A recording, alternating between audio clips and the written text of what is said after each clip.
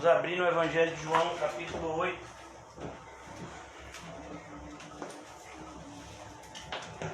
Deus tem nos ajudado. Durante essa semana conseguimos completar a nossa jornada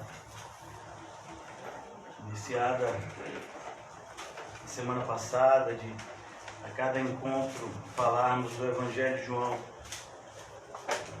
um capítulo todo. Tem sido uma experiência nova, pelo menos para mim, e bastante edificante. Hoje nós vamos falar a respeito da verdade.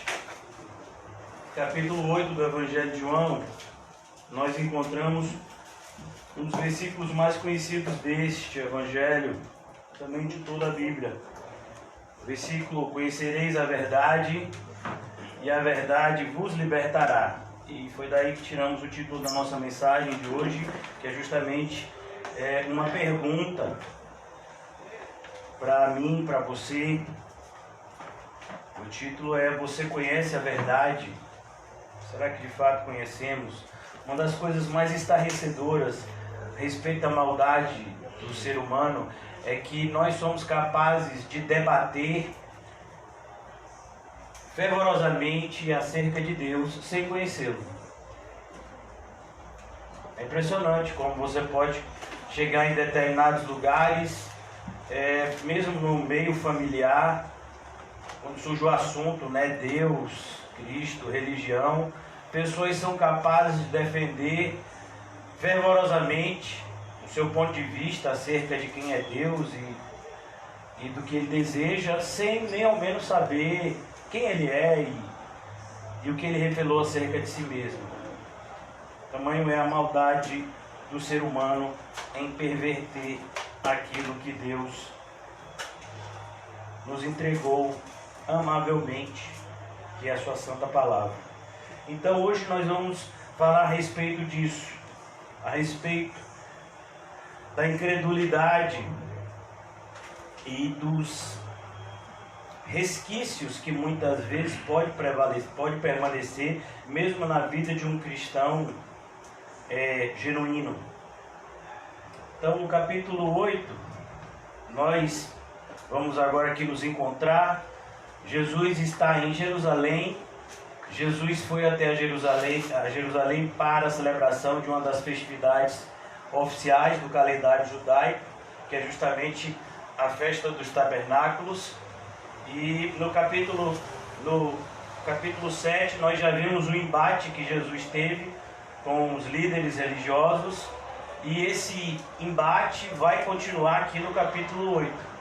Então o capítulo 8 é uma continuação daquilo que se iniciou no capítulo 7, que é justamente o posicionamento de Jesus, o que acontece com Jesus durante essa festividade, que é a festa dos tabernáculos ou festa das cabanas.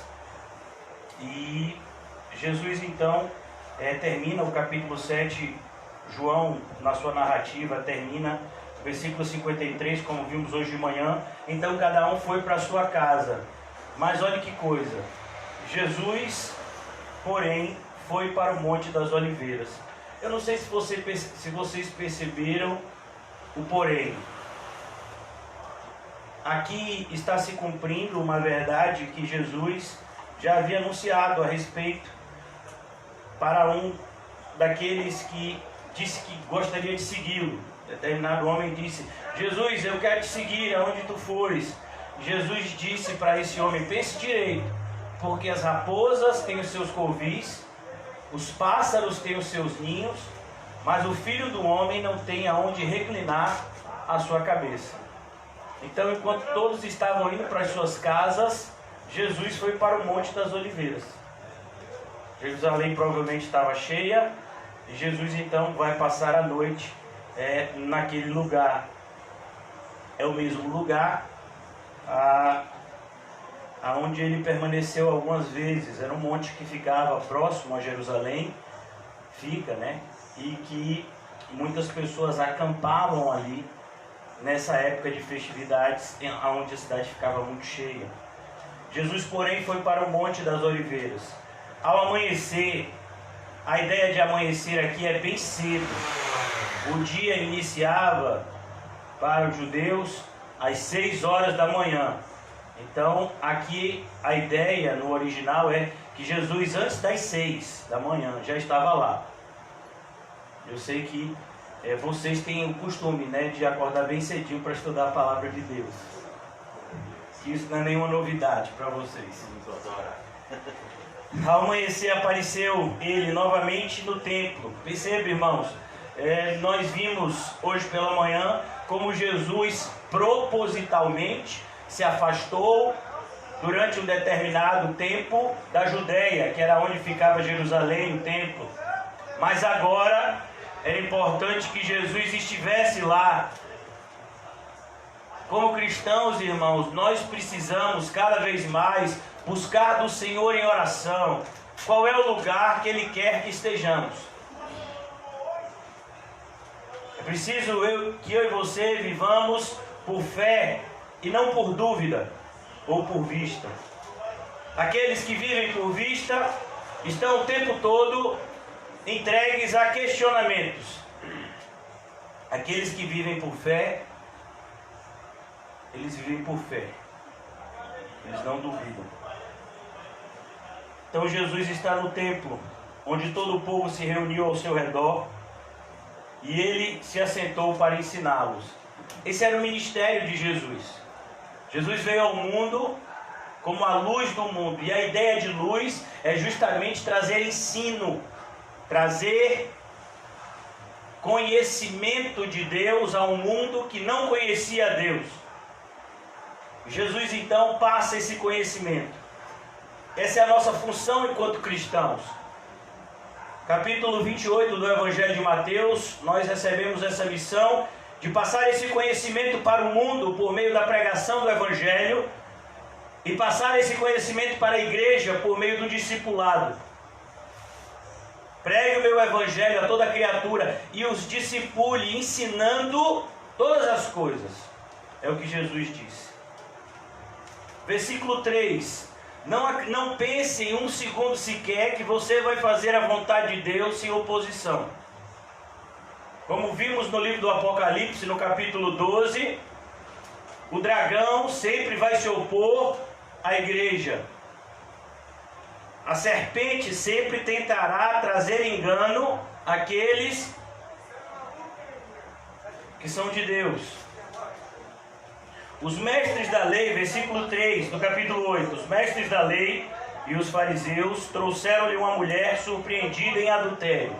E aqui, irmãos, nós estamos diante de uma cena onde é preciso um pouco de conhecimento do Antigo Testamento. Então, havia na lei, de fato, uma ordenança de que todo aquele que fosse pego no ato, a ideia de flagrante é justamente isso. Não é uma suposição, eu acho que... Não, foi pego no ato. Flagrante adultério. Todo aquele que fosse pego no ato de flagrante adultério deveria ser apedrejado. Mas isso, irmãos, é algo que é feito entre duas pessoas e não só uma. Essa mulher não poderia adulterar sozinha. Então, desde já nós percebemos como esses homens, eles tinham uma justiça completamente injusta.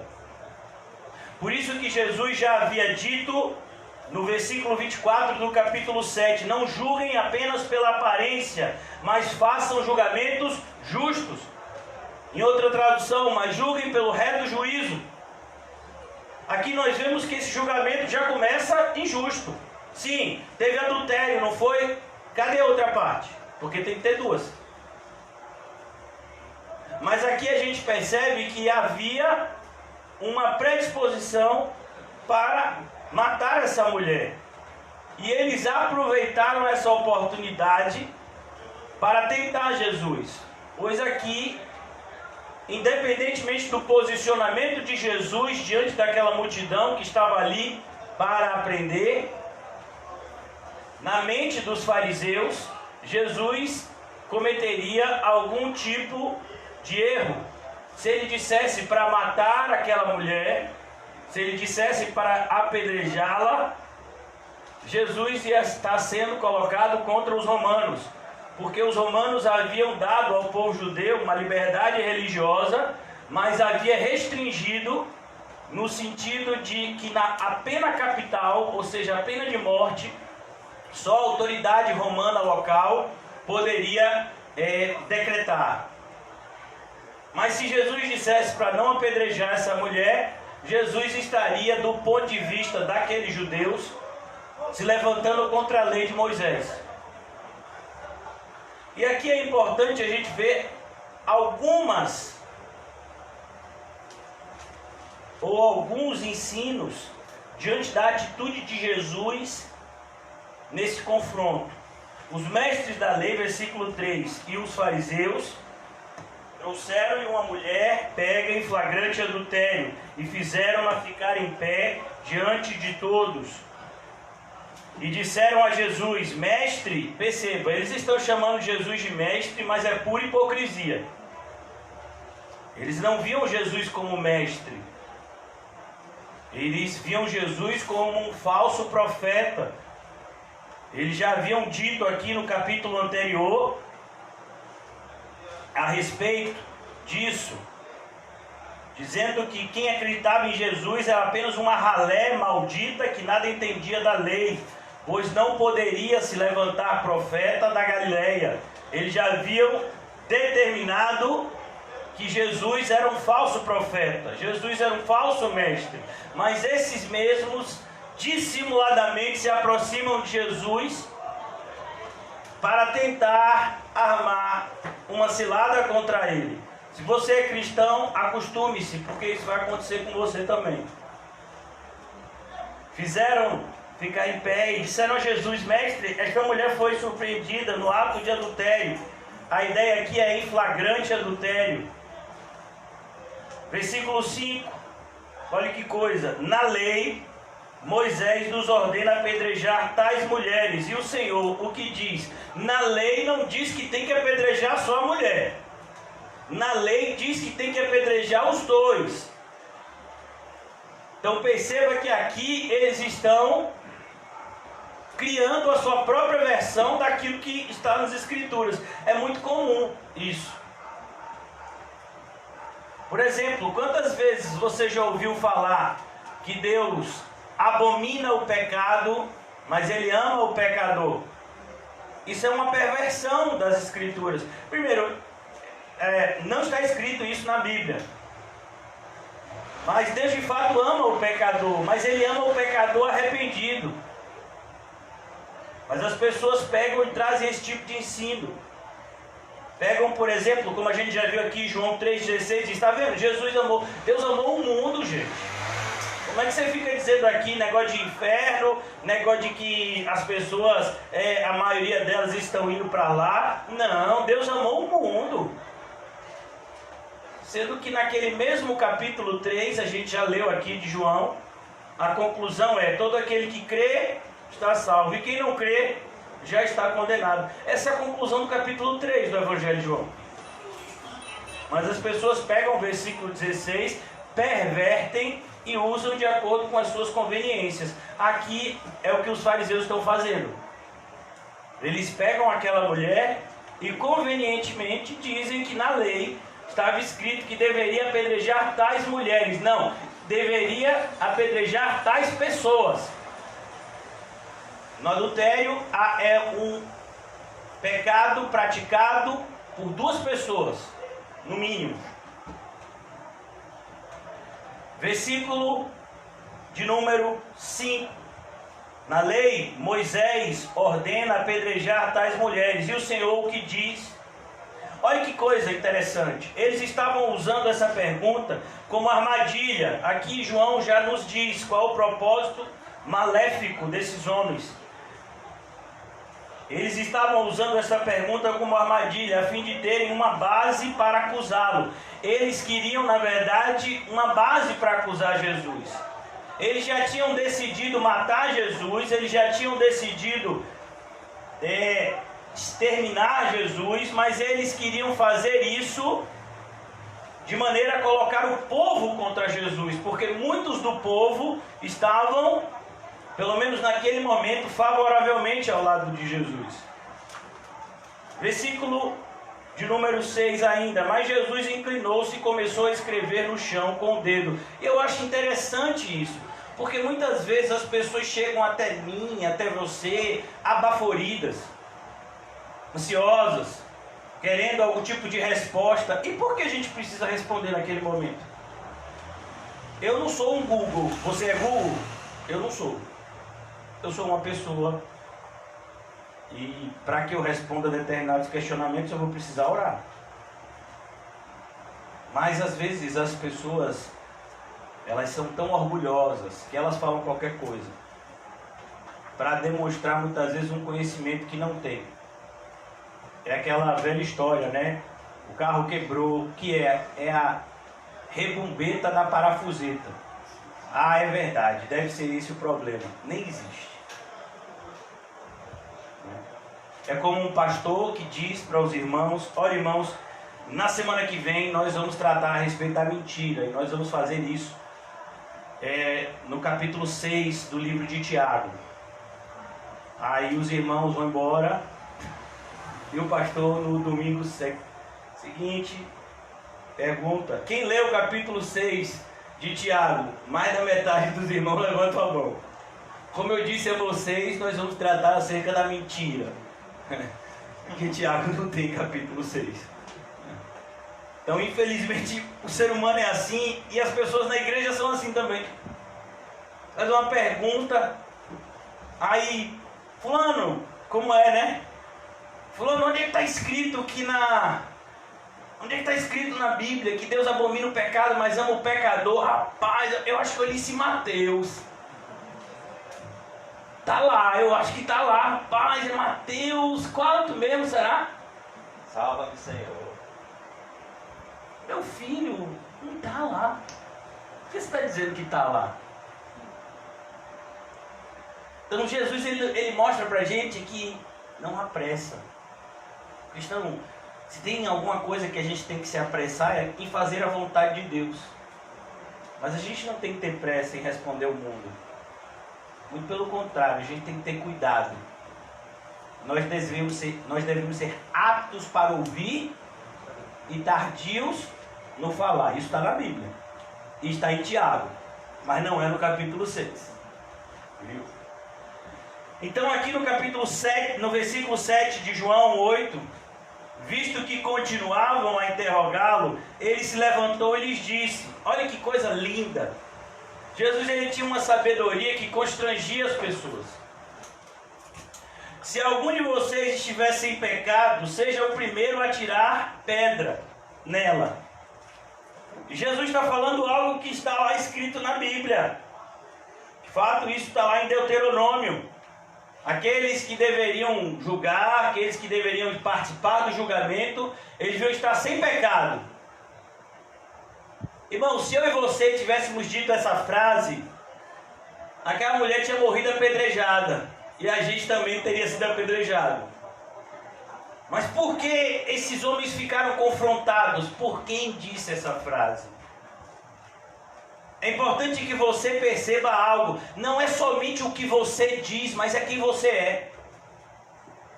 Tem tantas pessoas que falam até versículos bíblicos, que falam até doutrinas que são bíblicas, mas vivem de forma completamente diabólica. Essas pessoas não têm qualquer autoridade, como aqueles homens que estavam expulsando um demônio, lá em Atos, capítulo 19, se eu não me engano. 7 homens, filhos de um judeu, chamado Seva, estavam expulsando um demônio, e eles expulsaram o demônio em nome de Jesus que Paulo pregava. De fato, Paulo pregava é Jesus, de fato, Jesus tem poder para expulsar demônios, mas aqueles homens não viviam a Cristo, não seguiam os ensinos de Cristo, não seguiam os ensinos de Cristo que Paulo pregava, e o demônio sabia disso. E por isso eles não tiveram qualquer autoridade diante daquele espírito maligno. Totalmente diferente da atitude de Paulo no capítulo 16 de Atos. Aquela escrava endemoniada, que o apóstolo Paulo olhou e disse: demônio, sai dela! E na mesma hora o demônio deixou. Oh, mas eles disseram a mesma coisa. Por que quando Paulo falou o demônio saiu? Por que quando aqueles 7 judeus falaram o demônio não saiu? O que você acha? Porque Paulo era cheio do Espírito Santo. E aqueles 7, eles nem conheciam o Espírito Santo. O que falta na igreja hoje em dia? Homens e mulheres cheios do Espírito Santo. Não falta na igreja tanto conhecimento teológico, não. Pelo contrário, existem mulheres e homens com conhecimento teológico profundo, mas vivem vidas completamente diabólicas. Então a gente tem que tomar cuidado, irmãos. Quando Jesus disse isso aqui, é a mesma coisa no capítulo anterior, quando o chefe da guarda, como eu falei hoje pela manhã para vocês, foi prender Jesus. Jesus disse: não, eu não vou ainda, não é minha hora. Imagine, um dos homens mais durões, porque para ser chefe da guarda, eu não sei se vocês já viram essa cena no filme, né? Eu disse para os irmãos que sempre que puderem vão acompanhando no filme, que ainda tem no YouTube, daqui a pouco tiram. O Evangelho de Cristo não tem todo o Evangelho, mas as principais cenas tem nesse filme. E o chefe lá da guarda chega lá com lança, com soldado para prender Jesus. Jesus diz: não é minha hora. Ele vai embora. Ele volta lá e diz: rapaz, o camarada falou de um jeito que botou a autoridade. Eu não ousei tocar dele. E aqui é a mesma coisa. Não é somente o que Jesus falou, é quem Jesus é. É por isso que daqui a pouco, quando a gente chegar no versículo que diz: e conhecereis a verdade vos libertará, é importante entender que a verdade, sim, são um conjunto de ensinos dado por Jesus, mas a verdade é, acima de tudo, o próprio Jesus. Visto que continuava a interrogar, ele se levantou e disse: se algum de vocês estiver sem pecado, seja o primeiro a atirar para a pedra nela. Inclinou-se novamente e continuou a escrever no chão. Olha que coisa interessante. Jesus está aqui dizendo assim: não tem nada a ver com vocês. É o que ele vai mostrar mais adiante. O príncipe deste século está vindo, eu não tenho nada com ele. Que comunhão tem luz e trevas? Jesus não tinha comunhão nenhuma com aqueles homens e nem com aquilo que eles estavam tentando fazer com aquela mulher. E eu não vou dizer aquela pobre mulher, porque ela não é uma pobre mulher, ela é uma pecadora. Tem gente que até perverte essa passagem. Você viu que Jesus disse: então você está me dizendo que Jesus está sendo a favor do adultério? Jesus é a favor do adultério, irmão? Tem gente até que defende essa postura. Não, se Jesus não condenou uma mulher adulta, você pode adulterar, fica tranquilo, Jesus também te perdoa. Os que ouviram foram saindo, um de cada vez, começando pelos mais velhos. Perceba, os mais velhos seriam aqueles que teriam conhecimento acerca das doutrinas de Deus maior, e isso foi tocando a consciência dele. Jesus ficou só com uma mulher em pé diante dele. Então Jesus pôs-se em pé e perguntou-lhe: mulher, onde estão eles? Ninguém a condenou? Jesus está dizendo: cadê os teus acusadores, mulher? Onde eles estão? Ninguém, Senhor, disse ela. Perceba que Jesus, a semelhança do que ele havia feito com a mulher samaritana, ele inicia um diálogo com essa mulher. Os fariseus iniciaram um diálogo com Jesus, com o intuito de pôr à prova. Mas Jesus inicia um diálogo com essa mulher com o intuito de salvá-la, ou pelo menos de apresentar o caminho de salvação para ela. E olha o que ele vai dizer. Essa mulher então responde: não, Senhor, ninguém. Declarou Jesus: eu também não a condeno. Agora vá e abandone a sua vida de pecado. Em algumas traduções diz: agora vá e não peques mais. E se você for pegar o Evangelho de João no seu contexto, você vai ver o que Jesus tinha dito para aquele paralítico que ele curou. Cuidado, não peques mais para que não te suceda algo Ainda pior. A frase é a mesma. Vai, não peques mais. Ele disse isso para essa mulher. Ele disse isso para aquele paralítico de 38 anos que estava no tanque. A frase é a mesma. Vai, não peques mais. Mas lá no paralítico ele diz: para que não te suceda algo ainda pior. Isso também vale para essa mulher. Está escrito na Bíblia que os adúlteros não herdarão o reino dos céus. Essa mulher precisava se arrepender. Por isso que essa tradução aqui diz: abandone a sua vida de pecado. Abandone agora. Abandone a sua vida de pecado. Agora, irmãos, versículo 12. Falando novamente ao povo, Jesus estava falando com quem? Com o povo. Jesus disse: eu sou a luz do mundo. Quem me segue nunca andará em trevas, mas terá a luz da vida. Olha que coisa interessante. Falei de luz, Quinho, né? Chamou e acendeu a luz. Então terá a luz da vida. Isso, como eu disse a vocês hoje pela manhã, nós estamos aqui em uma festividade. Não, pastor, a gente não está em festividade nenhuma. Estamos, irmãos, aqui o capítulo 8 está narrando uma festividade. Essa festividade tinha como um dos elementos principais dela a luz, que fazia justamente memória daquela cortina de fogo que seguia o povo no deserto, a luz de Deus que guiava o povo no deserto. Então, sempre se acendiam lamparinas à noite, junto com as tendas. E Jesus diz: eu sou a luz do mundo. Ele está dizendo, sabe aquela nuvem que seguia lá o povo? Era eu. Eu sou a luz do mundo. Eu sou a luz. Quem me segue nunca andará em trevas, mas terá a luz da vida. Olha que maravilha seguir a Jesus. Aí você pega esse versículo e você vê a ligação harmoniosa que tem esse versículo com o Salmo 119. Lâmpada para os meus pés é a tua palavra, e luz, a palavra é luz para o nosso caminho. E Jesus é o que? É a palavra. Não é assim que começa o Evangelho de João? E no princípio era a palavra, e a palavra estava com Deus, e a palavra era Deus. A Bíblia é toda harmônica, irmãos. Mas nós encontramos na Bíblia mais harmonia do que em qualquer filarmônica. Os fariseus lhe disseram: você está testemunhando a respeito de si próprio, o seu testemunho não é válido. De novo aquela conversa. Jesus já tinha dito anteriormente quem testemunhava a respeito dele. Ele disse João, ele disse a própria palavra, ele disse o Pai. Ele já havia dito a respeito daqueles que testemunhavam acerca do ministério do Filho. Mas, mais uma vez, eles se levantam contra. Respondeu Jesus: ainda que eu mesmo testemunhe em meu favor, meu testemunho é válido, pois sei de onde vim e para onde eu vou. Você sabe, irmão, de onde foi que você veio?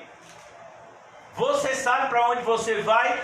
Se você tiver essas duas perguntas e essas duas respostas bem firmadas, dificilmente você vai se desviar. Porque uma pessoa que sabe de onde veio, ela nunca vai ser orgulhosa. Porque ela sabe que é um pecador miserável que foi salvo pela graça de Deus.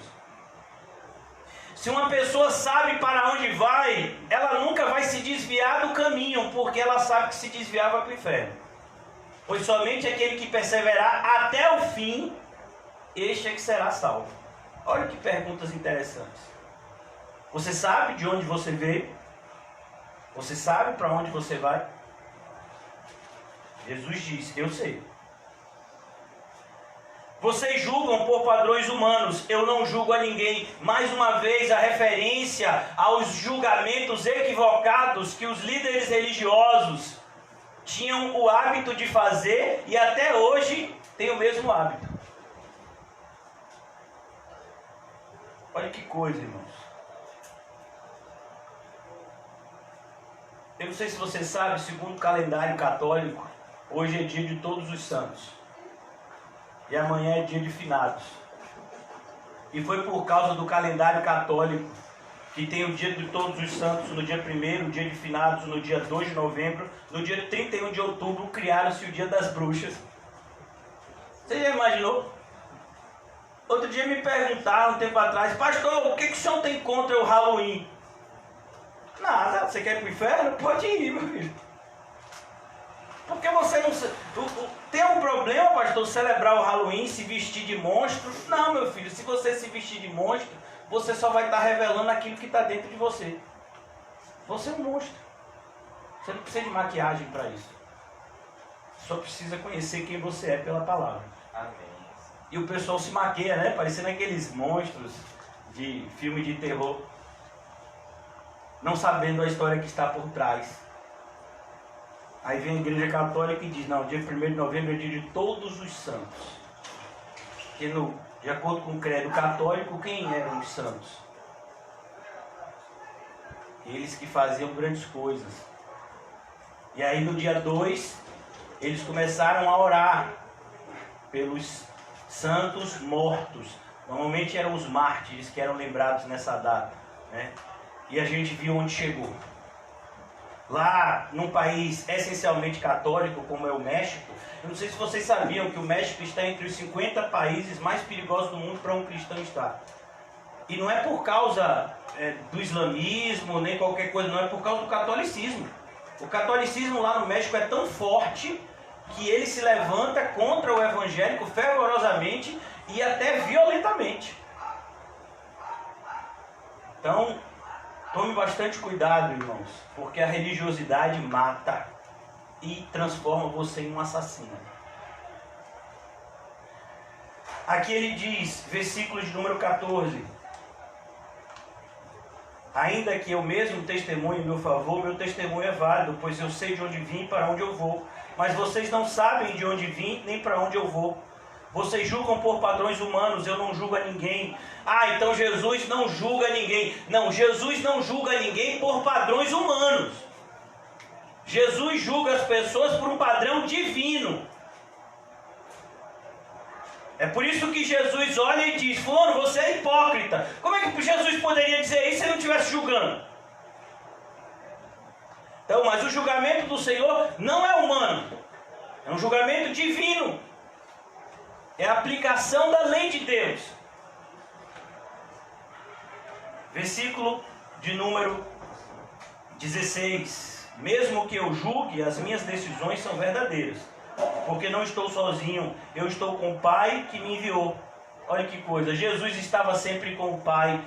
E nós podemos estar sempre com Cristo se fizermos todas as coisas em oração.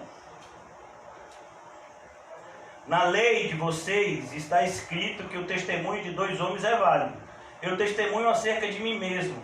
A minha outra testemunha é o Pai que me enviou. Então lhe perguntaram, onde está o seu Pai? A ideia é, cadê o seu Pai? Porque, irmãos, eu não sei se vocês sabem, muitas pessoas ainda acusavam Jesus de ser um filho bastardo, de ser um filho do pecado. Porque ele não era filho natural de José. Ele foi criado por José como filho. Cadê o seu pai? E a essa altura José já estaria morto. Mas aqui é uma forma ofensiva, como as pessoas vão tentar ofender ele daqui a pouco, dizendo, você é um galileu e tem demônio. Ele não era da Galileu. Ele tinha nascido em Belém.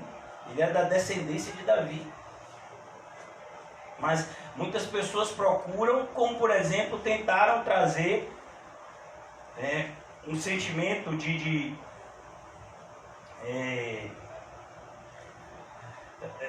galhofa, né, de escárnio para a igreja, chamando as pessoas de cristãos.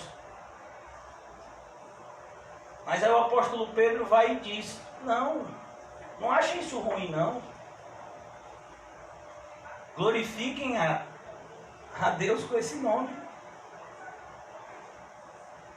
A mesma coisa aconteceu com os puritanos. Tem tanta gente que fala do movimento puritano, né? Fala-se de uma volta ao movimento puritano. Eu não vejo isso não. Porque os puritanos tinham como característica não somente um conhecimento da Bíblia, mas um conhecimento da Bíblia no sentido prático. Foi daí que surgiu esse termo. Ó, fulano é um puritano. É como nós diríamos hoje, fulano é um santarrão. Ó, só ele quer viver desse jeito.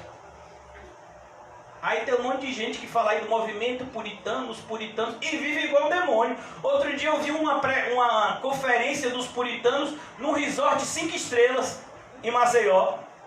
E eles trouxeram um pregador famoso dos Estados Unidos, que até fala de coisas extremamente bíblicas, um pastor chamado Joel Bick. Vários livros escritos.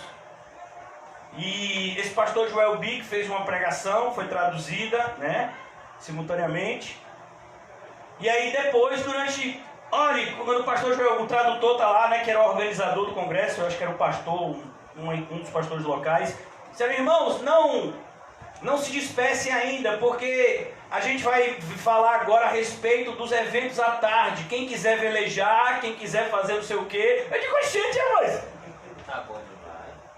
Como é a história? O camarada acabou de fazer uma pregação bíblica a respeito de Cristo e de como nós devemos abraçar uma vida cristocêntrica. E aí depois diz, quem é que vai querer velejar? Quem é que vai querer ir para a praia? As mulheres que quiserem fazer compra, tá saindo um carro, tal horário. Eu falei assim, o que é isso?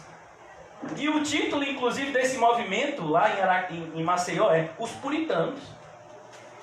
Eu falo, meu filho, pelo amor de Deus, puritano não tem nada. As pessoas não estudam, as pessoas simplesmente ouvem e repetem. O que eu mais conheci ao longo desses 10 anos são os famosos crentes papagaios. Eles ouvem uma pregação que acha bonita e repete. Ele ouve um ensino que acha bonito e repete. Mas não se aprofunda. Por isso que eu faço questão, né, de dizer, de pesquisar, de falar coisas que realmente são verdadeiras. Por isso que eu digo para vocês, de onde foi que veio o dia de finados, de onde foi que veio o dia dos santos, e tantos outros, de onde foi que surgiu o carnaval. É a minha obrigação procurar ter um conhecimento para que possa trazer edificação para a igreja, para saber quem somos nós, para onde estamos indo. Mas a maioria das pessoas não se preocupa com isso. Versículo 17, na lei de vocês está escrito que o testemunho de 2 homens é válido. Mas o que eles dizem? Onde está o seu pai, Jesus? Respondeu Jesus, vocês não conhecem nem a mim, nem a meu pai. Se me conhecessem, também conheceriam meu pai. Ele proferiu essas palavras enquanto ensinava aonde? Ele ensinava aonde, irmão? Mas precisa de igreja hoje? Você acha que precisa? Ia ser tão legal se a gente estivesse em casa, né? Talvez. Como é que você costuma assistir um culto em casa? As pernas para cima. Aí de vez em quando dá um pause, vai na cozinha, o pastor fala uma coisa que você não gostou, você bota no mute, tira a voz. Aí daqui a pouco o pastor está lá lendo ainda os versículos, a pessoa já está de frente no computador. Acabou a pregação, pronto, acabou o som também. Misericórdia. Você acha, irmãos, que o inimigo investe tanto em fechar portas tão pequenas do ponto de vista humano como essa? Porque ele sabe como Deus se revela de maneira especial no ajuntamento solene do seu povo. Nós conhecemos esse ajuntamento solene como igreja.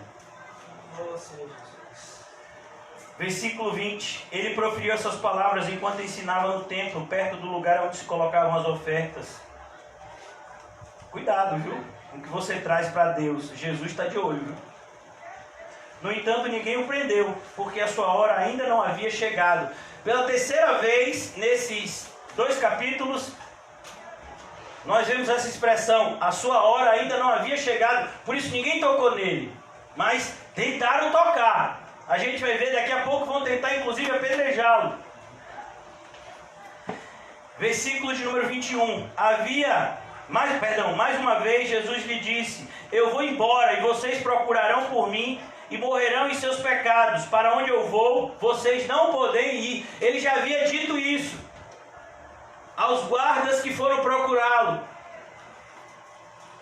E os fariseus pensaram que ele estava falando que ia para a Grécia, que ele ia ensinar as suas doutrinas para os judeus da dispersão, para os judeus que moravam em outras localidades. Não, Jesus está falando que ele vai para o céu, e quem não segue a ele não vai para o céu, pois ele é o caminho, o único caminho.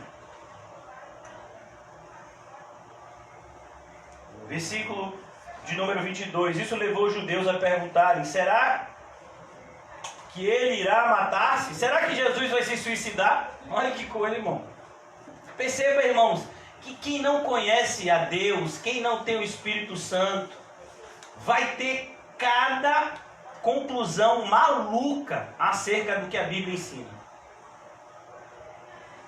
Por exemplo, tem uma passagem em 1 de Coríntios, as mulheres estão estudando 1 de Coríntios, no encontro das mulheres já há alguns meses, né? E tem uma passagem em 1 de Coríntios que diz assim, que a mulher use véu, ou então rape a cabeça. E aí a pessoa diz: tá vendo? Mulher na igreja tem que usar véu. É mesmo? É isso que aquela passagem significa? Você já leu aquela passagem?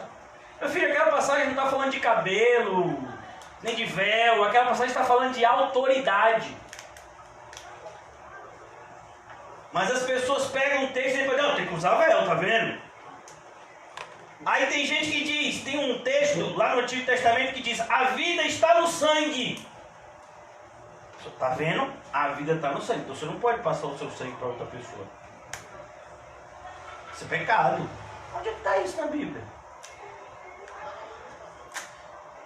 Então é impressionante, se você não tiver o Espírito Santo, se você não estiver lendo a palavra de Deus com o auxílio do Espírito Santo, você vai ter conclusões loucas acerca do que a Bíblia fala de maneira clara. Olha o que esses homens estão pensando, que Jesus ia se matar. Jesus se matar.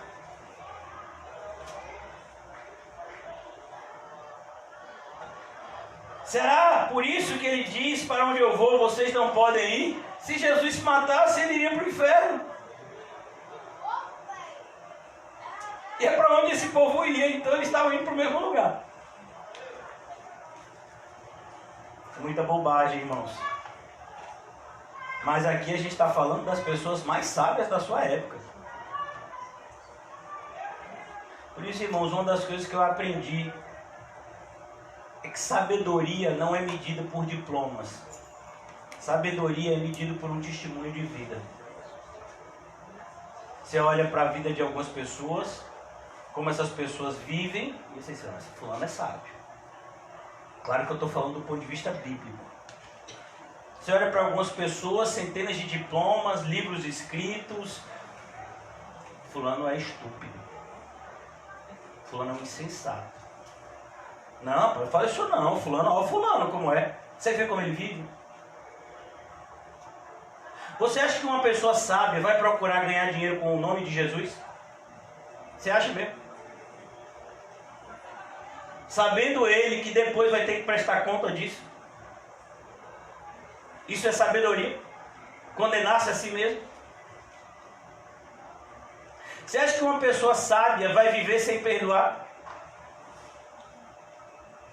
Uma pessoa sábia sabe que se ela tiver com o coração cheio de rancor, quando ela estiver meditando, que falar: perdoa os nossos pecados assim como nós somos perdoados. O que é que ela está falando? A sentença de condenação dela. Sabedoria é algo prático. Não é algo que se compra, nem algo que se adquire com diplomas. Mas a sabedoria é uma vida vivida na companhia do Espírito Santo e da Palavra de Deus. Redundará numa vida sábia. Versículo 23. Mas ele continuou: vocês são daqui de baixo. Não, eu sou do alto das pombas. Socorro. Vocês são daqui de baixo, eu sou lá de cima. Vocês são deste mundo, eu não sou deste mundo. Jesus, o Senhor é um alienígena. Você sabia, irmãos, que a ideia de alienígena surge na Bíblia? O que é um alienígena?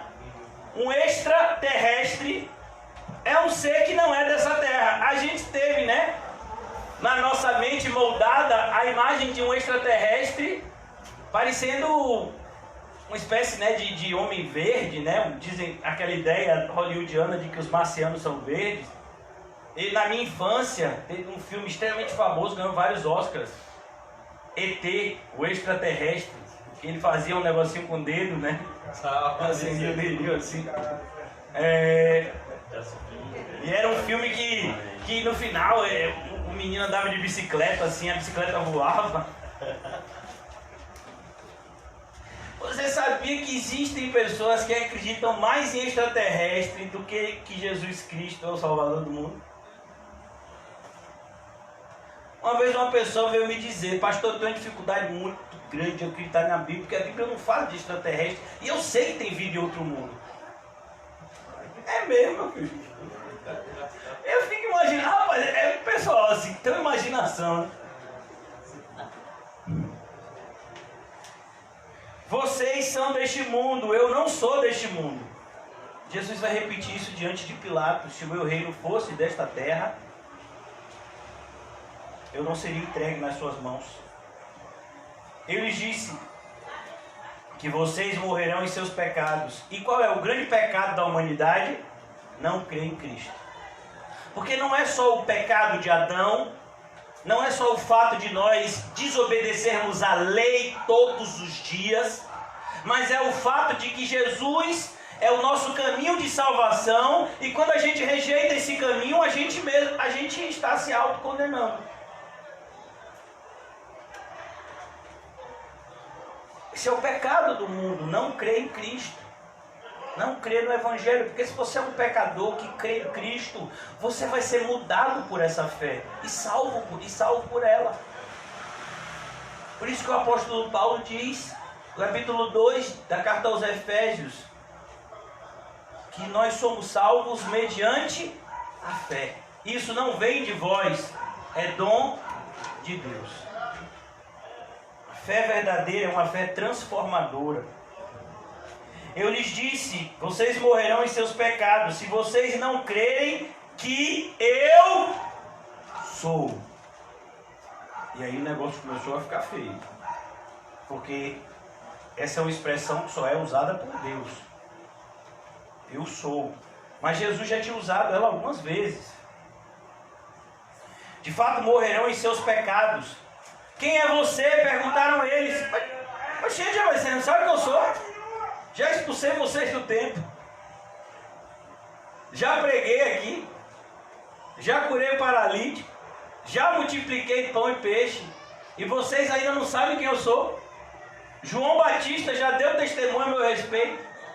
A ideia, irmãos, quem disse isso foi um cristão que viveu há muitos anos atrás, mais ou menos 1600 anos atrás. O cristão teve um testemunho de conversão muito poderoso, chamado Agostinho de Hipona. Perguntaram para ele: Agostinho, ele era um pregador da palavra de Deus, Agostinho, como você convence alguém a crer em Cristo? E achavam que esse era o trabalho dele, né, como pastor. Ele disse: eu nunca tentei convencer ninguém a crer em Cristo. Como assim, Agostinho? Você prega a palavra? Pois é, eu nunca tentei convencer ninguém a crer em Cristo, porque para uma pessoa que não crê em Cristo, nenhum argumento é o suficiente. E para aquele que crê, não precisa argumento. A gente vê aqui quantos argumentos Jesus já tinha mostrado a respeito de quem ele era, mas aquelas pessoas continuavam a debater. Eu creio que se você é um cristão verdadeiro aqui, você passa por experiências semelhantes. Você apresenta argumentos e mais argumentos bíblicos, e as pessoas continuam debatendo contra realidades, contra verdades cristalinas das Escrituras. Quem é você? Perguntaram elas, versículo 25. Exatamente o que eu tenho dito o tempo todo, respondeu Jesus. Tenho muitas coisas para dizer e julgar a respeito de vocês, pois aquele que me enviou merece confiança. E digo ao mundo aquilo que dele ouvi. Mais uma vez, Jesus está mostrando a sua ligação com o Pai. Eles não entenderam que eles estavam falando a respeito do Pai. Então Jesus lhe disse: quando vocês levantarem o Filho do Homem, saberão que eu sou. Olha, ele repete de novo a mesma expressão. E que nada faço de mim mesmo, mas falo exatamente o que o Pai me ensinou. Aquele que me enviou está comigo. Ele não me deixou sozinho, pois sempre faço o que lhe agrada. Tendo dito estas coisas, muitos creram nele. Olha como é interessante. Prega a palavra. Ah, mas tem um monte de gente que não vai crer, tem um monte de gente que vai debater, tem um monte de gente que vai tentar prejudicar você. Não importa, prega a palavra. Jesus continua os seus ensinos. E disse Jesus, versículo 31, aos judeus que haviam crido nele. Perceba, olha como o foco de Jesus é para os que creem. O foco é para aqueles que creem. E a fé, irmãos, é algo que é visível. A fé não é invisível como muitos pensam. Você diz que tem fé? Me mostra. Tiago que disse isso, porque eu mostro a minha fé por meio das minhas obras. A gente está tendo uma oportunidade maravilhosa de mostrar a nossa fé durante o período de pandemia. A gente tem momentos maravilhosos para demonstrar nossa fé diante de um período de perseguição. É como perguntaram certa feita para um pastor do passado: pastor, se nós formos perseguidos, nós seremos fiéis? O pastor disse: de forma alguma. Se nós formos fiéis, aí seremos perseguidos. Por que você acha que a igreja evangélica no Brasil não é perseguida?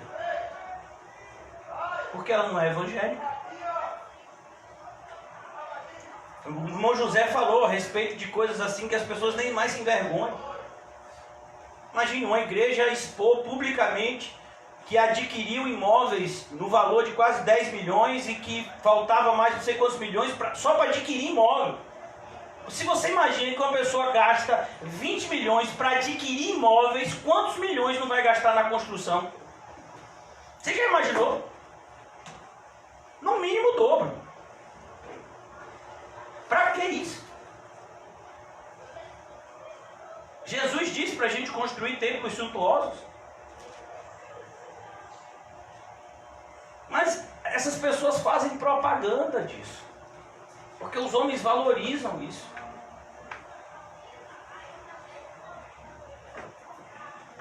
É muito triste essa realidade. Disse Jesus aos judeus que haviam crido nele. Infelizmente, muitos evangélicos nunca creram em Cristo, porque se tivessem crido, as suas vidas seriam diferentes. Se vocês permanecerem firmes na minha palavra, olhe, se vocês permanecerem firmes. Em 1 Coríntios capítulo 15, o apóstolo Paulo diz, olha, se vocês guardarem o evangelho como eu entreguei a vocês, vocês estão salvos. Mas se vocês adulterarem o evangelho como muitos estão fazendo, isso é testemunho de que vocês nunca foram salvos. Cuidado, irmãos. A firmeza na fé é uma exigência. Isso é demonstrado por meio de um testemunho condizente com o que você prega. Se vocês permanecerem firmes na minha palavra, verdadeiramente serão meus discípulos. Existem três coisas, irmãos, basicamente, que podem resumir se uma pessoa de fato permanece firme na palavra de Deus. A maneira como ela reage ao poder, a maneira como ela reage ao dinheiro e a maneira como ela vive a vida afetiva dela. Essas três coisas dizem a respeito de você crer ou não em Cristo. Quem crê em Cristo de verdade tem medo de ter poder, porque sabe a responsabilidade. Quem mais é dado, enquanto que os falsos crentes estão em busca de poder. Quem crê em Cristo, meu filho, fica com receio de ganhar mais do que já está acostumado a ganhar. Porque sabe que quem mais é dado, então se você ganha X, e no mês seguinte o patrão chega para você e diz, você a partir de hoje vai ganhar 10x. Você já imaginou isso, irmãos? Vamos trazer valores. Vamos imaginar que você ganha um salário mínimo, R$1.000, e o seu patrão diz, olha, eu tive um direcionamento de que a partir de hoje você vai ganhar 10.000. É bênção. Misericórdia. E aí, irmão? Se você é crente, meu filho, você fica com medo. Você fala, meu Deus, eu sei viver com 1.000, o Senhor tem me dado graça para isso. Mas eu com 10.000, Senhor, o que eu vou fazer? Eu já vou querer comprar o Fusca logo na primeira mensagem, no primeiro salário. Oh, Deus, Pai. Eu acho que eu vou querer comprar uma qualidade de feijão melhor. Oh, Deus.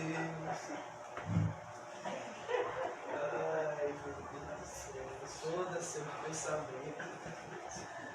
Terceiro lugar que eu falei a vocês, a vida afetiva. Você sabia que muitas pessoas saem da igreja por meio de relacionamentos?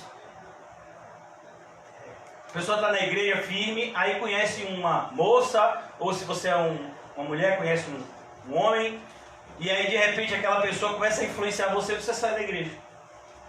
Às vezes vocês dois se conhecem, os dois se conhecem na igreja, mas aí de repente, né, vem um filho, vem uma casa, vem um emprego, e aí os dois se esfriam juntos.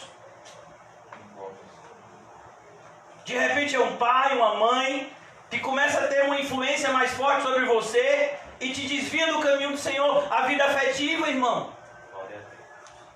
Como você vive sua vida afetiva?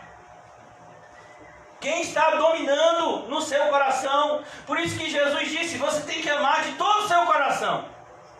E se você amar qualquer outra pessoa mais do que a mim, você não é digno de mim. É o que ele fala no Evangelho de Lucas.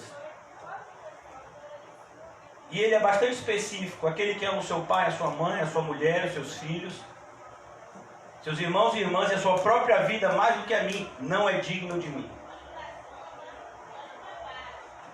Então Jesus está dizendo aqui, irmãos,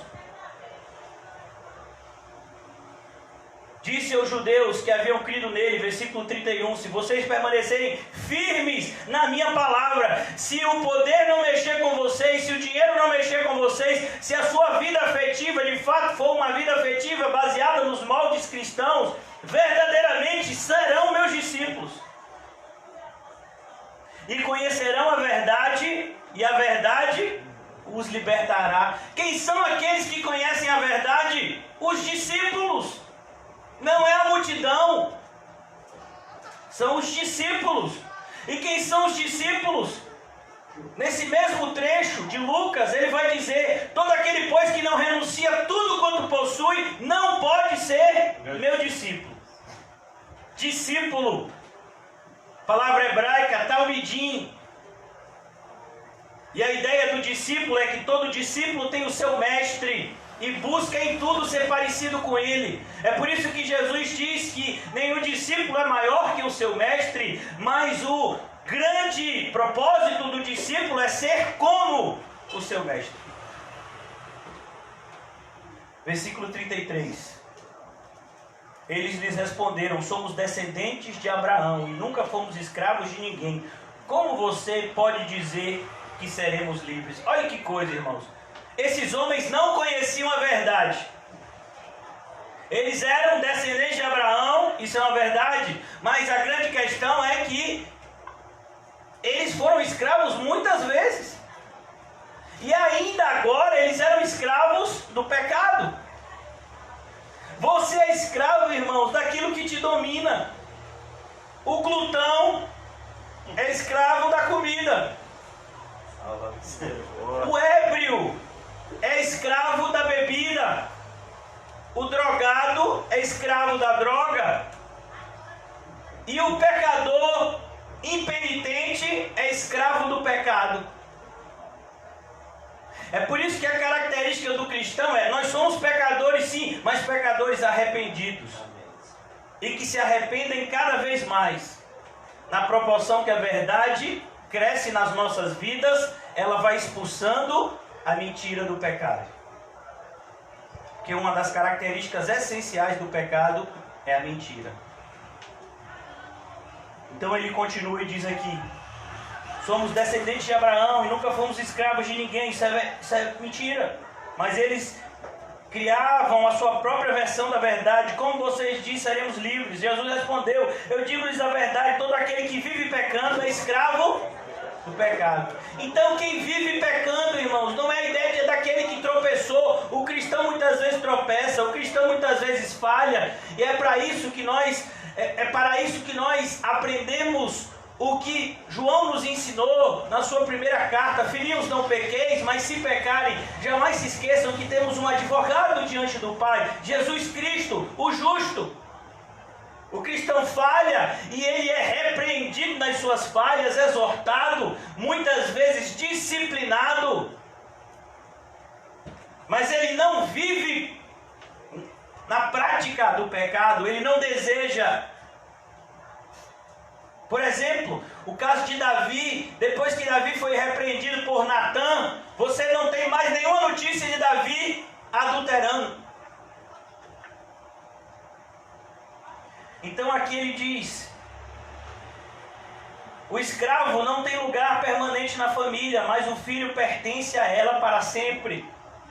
Essa era uma realidade da época. Portanto, se o Filho vos libertar, vocês de fato serão livres. Você entendeu a conexão entre o versículo 35 e o 32? O Filho é a própria verdade. Conhecereis a verdade e a verdade vos libertará. Conhecereis o Filho e o Filho vos libertará. Aqui ele diz no versículo 36...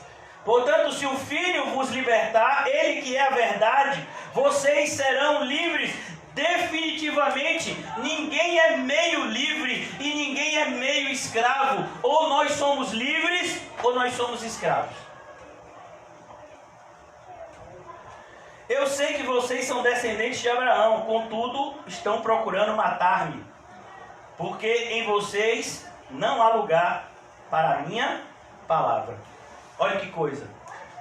O que mais faz as pessoas rejeitarem congregações locais como a nossa? A palavra. É a palavra, irmãos.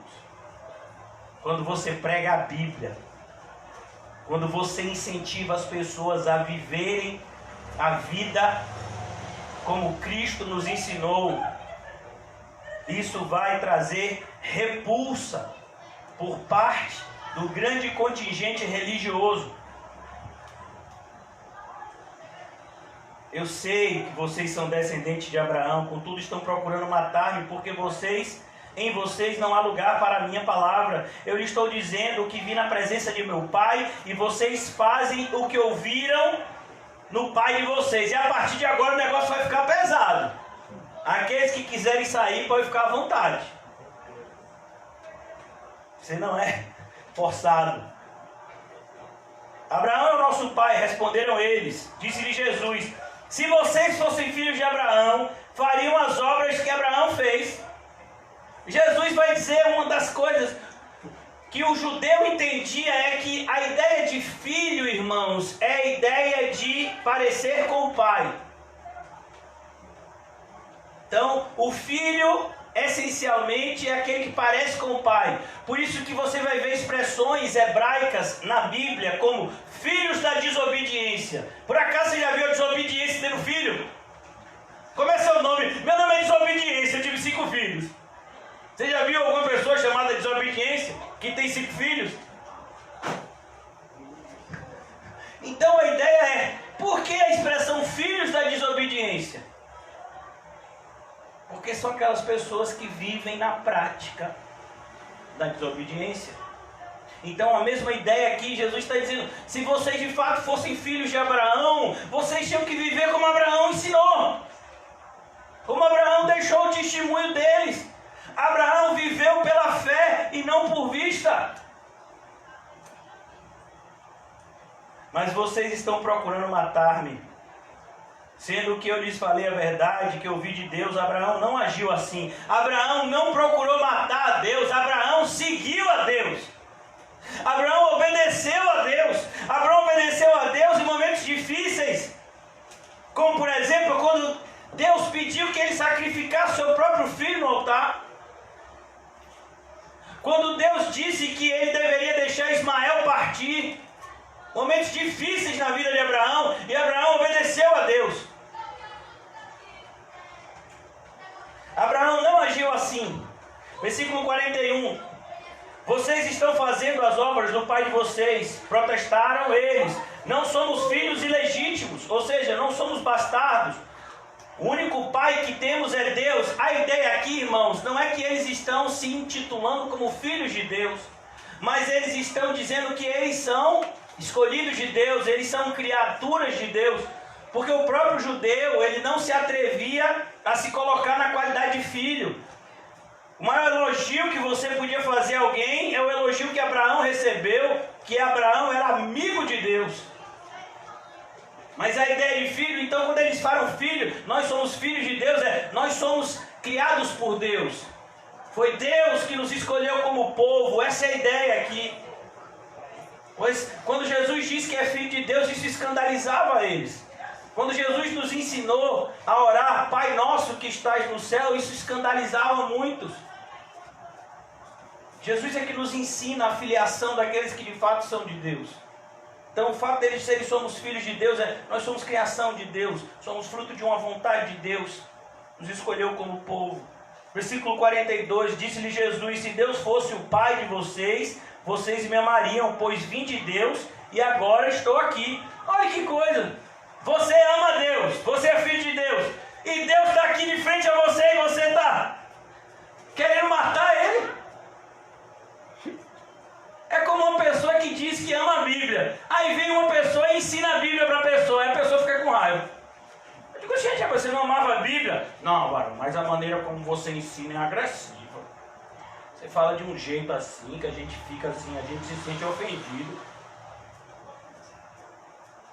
É a Bíblia? É a Bíblia, mas eu acho também que é o jeito. Você assim parece um monstro. Desse tamanho. Não adianta botar esse óculos não, fica parecendo do mesmo jeito. Um dia, irmãos, eu estava pregando aqui, aí uma pessoa que estava assistindo o culto disse, esse pastor pratica academia? Eu digo, meu Deus, a pessoa está preocupada com isso. Não, meu filho, quem pratica academia, José? Riquinho, os dois levantam o colchão todo dia. Levantamento de garfo.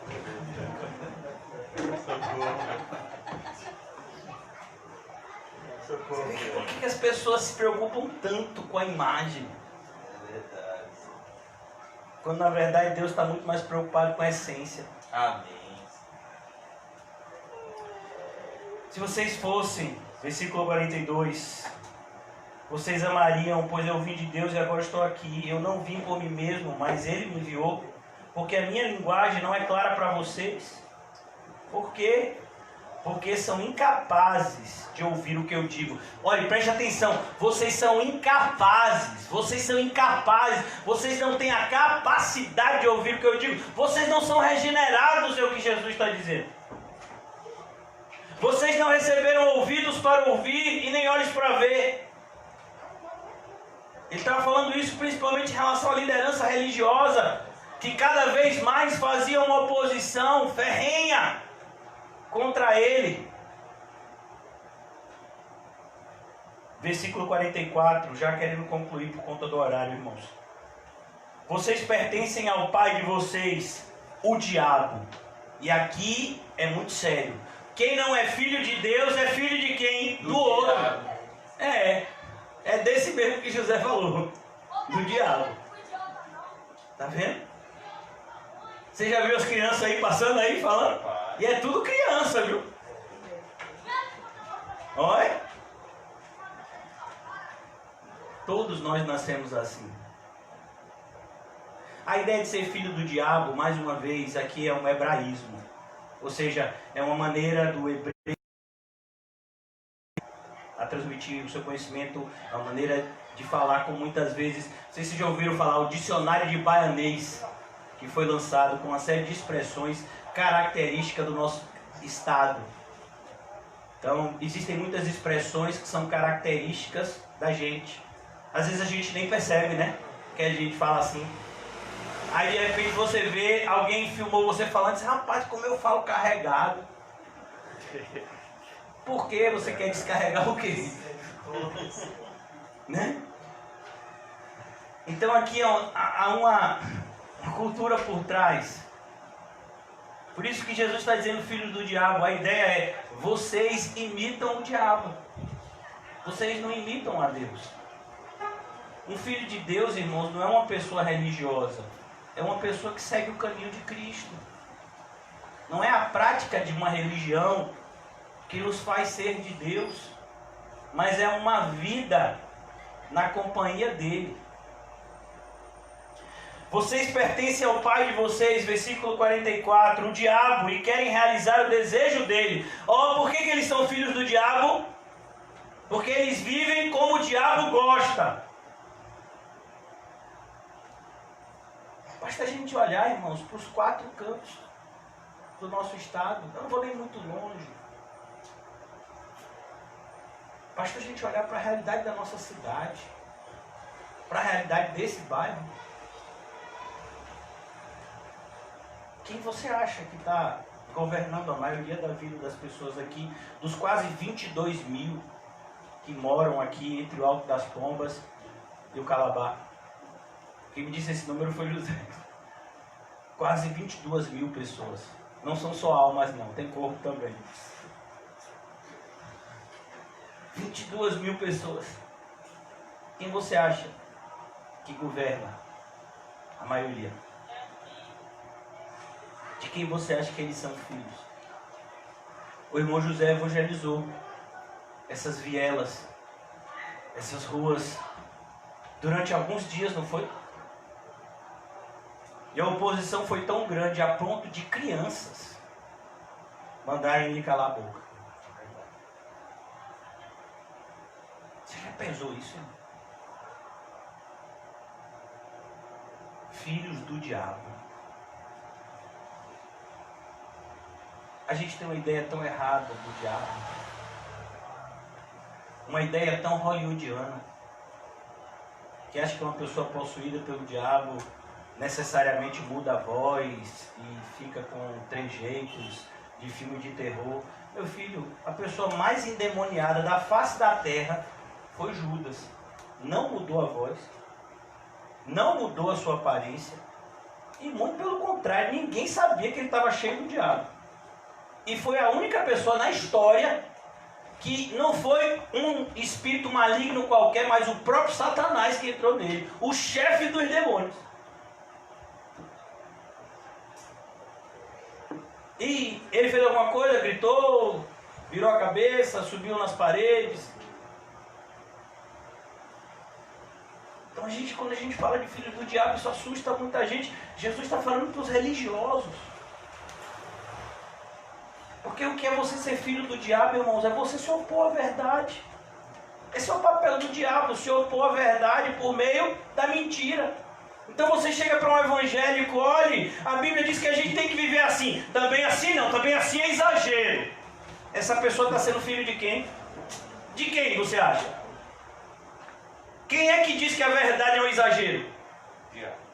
Não, rapaz, Deus disse para você não comer desse fruto, isso é exagero. Pode comer, come tranquilo, Eva.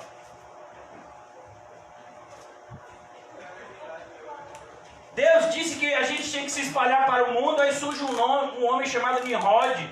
Depois do dilúvio, Deus havia dado uma ordem para os descendentes de Noé e dos filhos de Noé que deveriam se espalhar pela face da terra. E um homem chamado Nimrod convence todo mundo para construir uma torre. Não, Deus mandou a gente se espalhar, mas não vamos fazer isso não, vamos se juntar aqui que a gente é mais poderoso aqui, ó. Então, A filiação para com o maligno está justamente na oposição da verdade.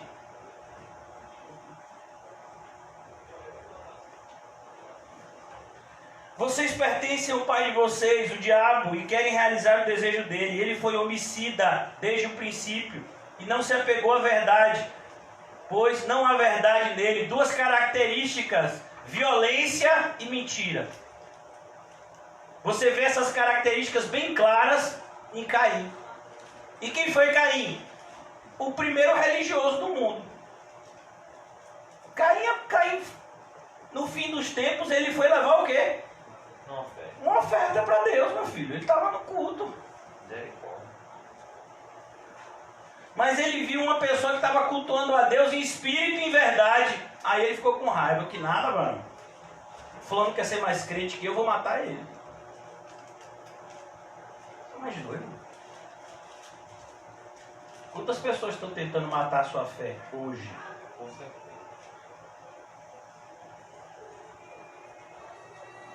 Quando mente, fala a sua própria língua, pois é mentiroso e pai da mentira.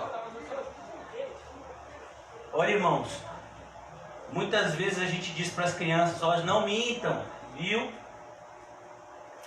Porque mentir é errado. Você tem que dizer para a criança: ó, não minta, porque senão você é um filho do diabo. Mas isso traumatiza elas. Tomara que traumatize o suficiente para eles pararem de mentir. Amém. Eu acho que ainda não traumatizou esse ponto. Mentira, irmãos, não é simplesmente falar algo irreal. Mas a mentira, na sua essência, é tudo aquilo que se opõe à verdade. É tudo aquilo que se opõe à verdade das Escrituras. Essa é a mentira na sua essência. Essa é a mentira da maneira mais clara. No entanto, vocês não creem em mim, porque lhes digo a verdade. Qual de vocês pode me acusar de algum pecado? Jesus diz: e aí? Pode dizer, vamos lá. É por isso que o Senhor Jesus diz que a gente tem que viver vidas santas. É por isso que a gente aprende na Bíblia que devemos procurar viver uma vida irrepreensível. Devemos buscar ser santo como o Senhor nosso Deus é o nosso santo, para que as pessoas não tenham com que nos acusar. E se alguém me acusa de alguma coisa que eu fiz de errado, o que é que eu faço? Eu me arrependo e peço perdão. Eu vou ficar chateado? Porque uma pessoa me disse o que eu fiz de errado? Que nada, Varão, você também faz. É assim agora a concorrência, quem pega mais? É a brincadeira de quem chega no inferno primeiro? Então a gente tem que levar a sério, irmãos. Se alguém vem para mim e diz: você faz isso de errado, ô irmão, agradeça. Se isso for verdade, agradeça. Pô, obrigado, não sabia. É como alguém, você estaciona um carro num lugar onde não pode, você não conhece o local, aí vem alguém e diz: ô, pode estacionar aí não, senão daqui a pouco o pessoal vem e leva. Aí você tira e estaciona onde pode estacionar. Você vai ficar chateado com aquela pessoa? Porque você vai estacionar mais longe, vai ter que andar um pouco? Ou você vai agradecer a pessoa? Então a gente precisa entender, irmãos, quando alguém nos exorta, isso é amor. Vocês não creem em mim porque eu digo a verdade. A qual, versículo 46, qual de vocês pode me acusar de algum pecado? Estou falando a verdade porque vocês não creem em mim. Por que vocês não creem em mim? Aquele que pertence a Deus, ouve o que Deus diz. Vocês não ouvem porque não pertencem a Deus. Olha que coisa séria, irmãos. O que faz uma pessoa se opor à verdade? O que faz uma pessoa, por exemplo, evitar vir aos cultos? Nada. O pastor vai pregar de novo. Já sei o que ele vai pregar. Ele vai dizer: renuncia a tudo, toma sua cruz e me siga. Meu filho, se você já sabe que eu vou falar isso, por que você não obedece? Olha, quisera eu que somente esse versículo ficasse na mente de vocês. Como a nossa vida seria diferente? Não seria, não? Toda vez eu vou profetizar. Toda vez essa semana que você pensar em fazer uma coisa errada, você vai ouvir a minha voz gritando: renuncie a tudo, cruze a cruz, siga Jesus. Não. Pastor, não fala isso não, que de vez em quando acontece. Às vezes eu estou querendo fazer um negócio, eu lembro logo do senhor falando no púlpito assim, aí eu fico: ô rapaz. Ô Jesus. Que nada, aquela voz gritando no meu pé do ouvido. Eu queria pedir que os irmãos que fossem preparar a ceia, já preparassem, a gente está chegando já na parte final da exposição. Os judeus lhe responderam: não estamos certos em dizer que você é samaritano e está endemoniado. Ó, você é samaritano. Eles já tinham dito que Jesus era da Galileia, né, tentando desprezar Jesus, porque de fato ele era conhecido como Nazareno. Mas eles dizem que Jesus é samaritano. O que quer dizer que Jesus é samaritano? A ideia aqui é: aquilo que Jesus pregava não era a fé verdadeira, que Jesus estava trazendo uma espécie de culto misto, porque era isso que os samaritanos faziam. Eles tinham uma adoração imperfeita. Por isso que Jesus, quando conversa com a samaritana, em João 3, ele diz: vocês samaritanos adoram o que não conhecem, porque a salvação vem dos judeus. Está falando justamente do ensino bíblico do Antigo Testamento. Uma vez que os samaritanos, eles pegavam a Torá, que é o livro de Moisés, os livros que Moisés teria escrito, né, os livros que Moisés escreveu, e juntavam com outros elementos de culturas diferentes e traziam um culto misto, um culto misturado, um culto sincrético. E eles estão dizendo isso de Jesus: Jesus, você não está pregando uma fé pura, você está trazendo para a gente uma fé misturada. Mas é justamente o que Jesus estava, é o contrário que Jesus está fazendo. Quem havia misturado a fé eram eles. Por isso que Jesus diz no Sermão do Monte: vocês ouviram o que os antigos falaram, eu porém vos digo. Vocês que misturaram. Eu estou aqui agora desmisturando. Eu estou aqui... Obrigado, meu filho. Eu estou aqui purificando vocês por meio da palavra. Mas a acusação deles era que Jesus pregava uma pregação mista, que não era pura. E depois ele diz: e está endemoniado. Você já imaginou como a pessoa acusa Jesus de estar endemoniado? Deus, obrigado, meu filho, aquele que deu seu sangue por nós, como a gente está vendo aqui na ceia, o verbo que foi encarnado, e as pessoas acusaram ele de estar endemoniado. Então, se você for um crente de verdade, vai chegar o seu dia. Disse Jesus, versículo 49, não estou endemoniado, ao contrário, honro meu Pai e vocês me desonram. Não estou buscando a glória para mim mesmo, mas a quem busque e julgue.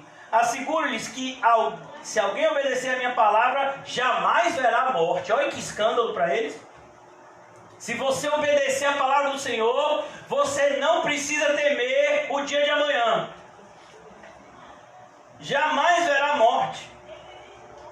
Quando você fechar os seus olhos, aonde quer que você esteja, você vai fechar os seus olhos aqui na terra e você vai abrir os seus olhos no céu. Essa é a promessa do Senhor Jesus e nós acreditamos. Diante disso, os judeus, versículo 52, exclamaram: agora sabemos que você está endemoniado. Meu Deus do céu, ele veio para salvar a gente, ele revela que veio para salvar a gente. E o pessoal, quando ele fala a verdade bem mais, a verdade cristalina, a verdade de maneira clara, o pessoal chega e diz que ele está endemoniado. Abraão morreu bem como os profetas, mas você diz: se alguém obedecer a sua palavra, nunca experimentará a morte. Você é maior que o nosso pai Abraão? É claro que ele é maior que Abraão, ele é Deus.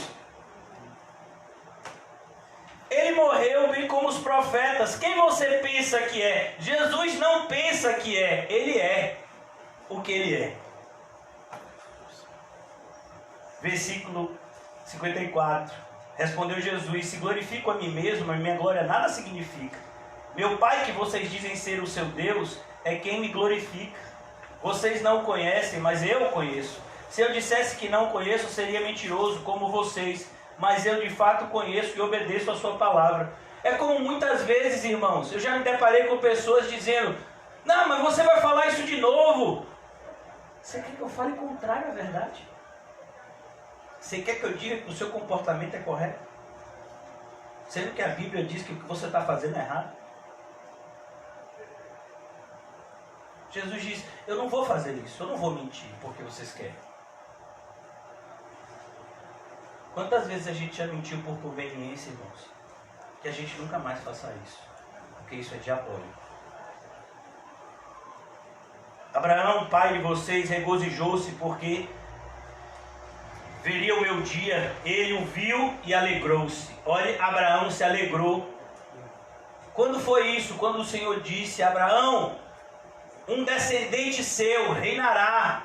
Um descendente seu, Abraão, abençoará todos os povos da terra. Abraão viu a Cristo naquele cordeiro que tomou o lugar de Isaque. Abraão viu a Cristo de tantas formas. Disseram-lhe os judeus: você ainda não tem 50 anos e viu Abraão? E aqui, irmãos, a gente tem que dizer um negócio. Jesus tinha 30 anos aqui, disseram não tem nem 50. Meu filho, o evangelho vai gastar você. Por isso, se alguém te iludir com esse negócio, viu, mulheres? A beleza de Esther. Se alguém disser para os homens, né? A força de Sansão. Não vai nessa não, viu, meu filho? Dói tudo. Amém. É verdade. Você tem 40, parece que tem 80. Eu creio. Eu fui um testemunho vivo esse ano. Peguei uma enfermidade que a médica me disse que só pode ser pega com 60 anos. Eu digo: mas eu tenho 40. Pelo menos é o que a certidão disse. E que o que tem 50, quando pegou o chikungunya, parecia que estava andando com 80. Você viu? Vocês chegaram a presenciar aqui o chikungunya no primeiro dia? Uma pessoa ajudando e ele assim, um pé e um outro. Eu digo: o bichinho envelheceu, rapaz. O evangelho vai gastar você. É por isso que tem pessoas que abandonam o ministério. Porque a gente literalmente é consumido pelo zelo de Deus. Isso é bom, irmãos. Paulo diz: ainda que o homem exterior se consuma, se corrompa, o homem interior se renova dia a dia. Você acha que a aparência do apóstolo Paulo era como, irmão? Ele morreu muito provavelmente com 60 e poucos anos. Devia ter a aparência de quase 100. Naquele filme Paulo, Apóstolo de Cristo, você viu?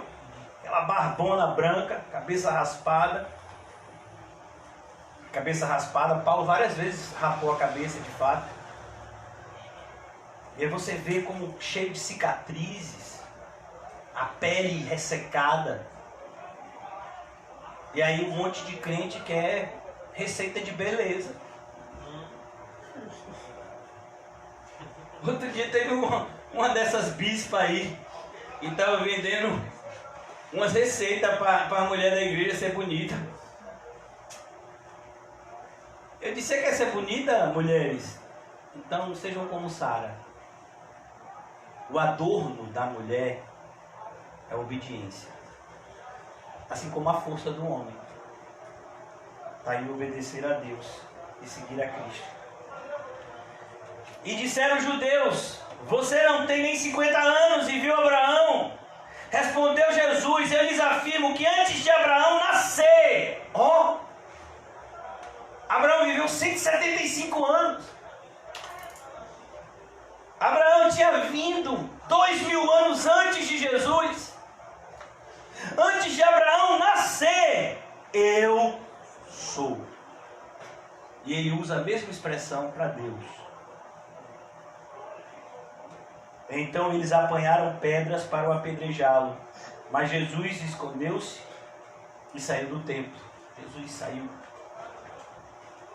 de perto deles. que eu falei para a gente ceiar, para a gente distribuir os elementos da ceia enquanto eu ministrava essa parte final do capítulo 8. Você é um desses que apedrejaria Jesus? Ou você é aquele que, como diz no capítulo 6, quem comer da minha carne e beber do meu sangue jamais verá a morte? Você crê nos ensinos de Jesus ou você ainda se escandaliza com eles? Quem somos nós nessa noite, irmãos? Esses elementos aqui, de fato, eles só produzirão qualquer tipo de benefício na nossa vida por fé, jamais por vista. Muitas pessoas gostam de trazer um ritualismo à ceia. E eu não sei se vocês notaram que eu estou tentando justamente desmistificar isso aqui. Até tirando esse momento especial para a ceia. Entendendo que a ceia é uma parte fundamental, é uma parte essencial da nossa vida, não só do culto. Ah, não, tem um momento do louvor da ceia, tem um momento onde você faz uma pregação específica para a ceia, aí você vai lá em 1 Coríntios 11, ou em passagens paralelas a essa. Não, a ceia faz parte de tudo que a gente está fazendo aqui. É a conclusão. A ceia, irmãos, é a nossa declaração de fé, de que cremos naquilo que foi pregado para a gente. Então a gente vai ceiar. Por quê? Porque a gente crê naquilo que foi pregado nessa noite. Que Jesus é o Filho de Deus, que veio ao mundo trazer a verdade de que Jesus salva aqueles que se arrependem por meio do seu próprio Filho, que toma o nosso lugar na maldição que o pecado trouxe ao mundo. É por isso que a gente ceia. Que essa verdade nos invada. Porque ceiar indignamente, irmãos, é justamente tratar esse momento como um ritual. Tratar esse momento como um momento separado da nossa vida cristã. Não. Na vida cristã está tudo junto. Eu não posso ser uma pessoa aqui e outra do lado de fora. Eu não posso ser uma pessoa em determinados ambientes e uma em outro. Ah, não. Eu vou no primeiro domingo porque é domingo de ceia. Aqui na igreja a gente não tem esse problema, né? Mas eu já vi pessoas dizendo isso. Ah, normalmente eu escolho, sabe, ir no primeiro domingo porque assim é um domingo de ceia. Eu gosto muito de cear. Você gosta de cear e você não gosta de viver a palavra de Deus? Como é isso? Então, diante dessas verdades, irmãos, que eu creio que estão cristalinas na nossa vida, feche os seus olhos, vá até o Calvário, olhe para o alto daquele monte e veja aquele que está pregado no meio de dois ladrões, tratado como o pior dos ladrões. Mas ele é o santo, aquele que não conheceu o pecado. Deus o fez pecado para que nele fôssemos feitos justiça de Deus. A sua e a minha justiça, a nossa justificação, está naquele que morreu na cruz por nós. Que nós o chamamos de Senhor, porque de fato Ele é. Nós o chamamos de Rei, porque Ele de fato é. E nós o chamamos de Deus, porque de fato Ele o é. Que no Calvário, juntamente com aquele que na cruz morreu por nós, nessa noite, comamos e bebamos para a glória dele.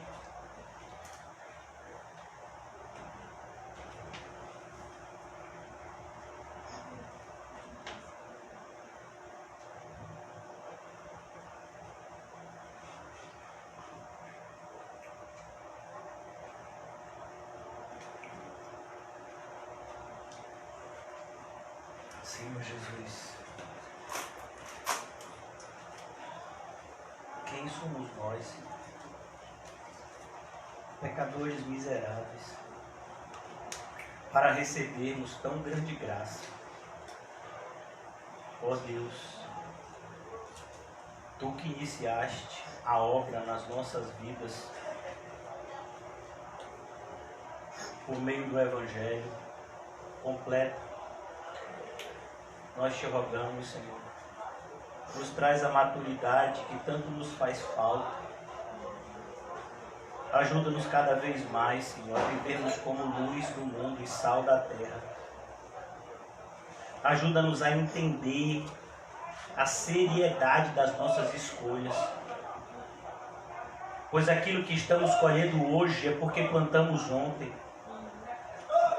E amanhã colheremos o que estamos plantando hoje. Ó Senhor, tantos irmãos têm vivido um ciclo vicioso de plantar o que é ruim e colher o que é pior ainda. Que não seja assim conosco, Senhor, mas que essa corrente maligna seja quebrada na noite de hoje. E que com teus filhos, Senhor, sigamos o teu filho, vivendo uma vida santa, professando um evangelho bendito e vivendo ele, Senhor, para a tua glória. Não nos deixa, Senhor, enganar os nossos irmãos. Não nos deixa, Senhor, enganar a nós mesmos a respeito de quem somos. Mas que cada vez mais a tua verdade expulse de nós toda mentira. Que cada vez mais sejamos libertos e salvos pelo Filho de Deus, nosso Senhor e Salvador Jesus Cristo, o Cordeiro perfeito que tira o pecado do mundo. Senhor Jesus, apacenta-nos nesse tempo que ainda nos resta aqui na terra. Não nos deixa, Senhor, errar o caminho. Não nos deixa, Senhor, desviar nem para a direita e nem para a esquerda. Mas, ó Senhor Jesus, dai-nos ouvidos atentos a ouvir os teus comandos. Dai-nos um coração, Senhor, agradecido. Um coração que ama. Pois aquele que ama a Cristo se submeterá aos ensinos de Cristo sem questionar. Se muitas vezes ainda questionamos os teus ensinos, Senhor, é porque não temos chamado como deveríamos. Por isso nos ajuda, Senhor, principalmente a amar. Amar a Ti acima de todas as coisas. Amar ao nosso próximo como a nós mesmos, Senhor. Que esse mandamento seja não somente crido por nós, mas vivido diariamente. Que cada